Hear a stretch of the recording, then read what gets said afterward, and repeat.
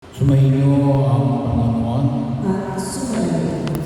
Ang mabuting balita ng Panginoon ayon kay San Marcos. Papuri sa iyo, Panginoon.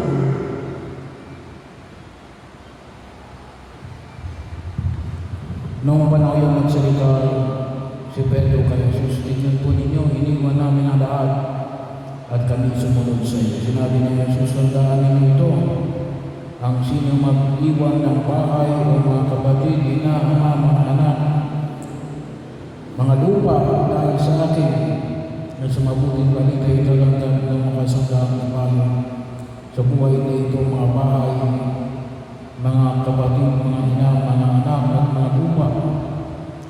Ngunit may kalaking na pag-uusip. At sa kabilang buhay, magkakaroon ng buhay na walang hanggan.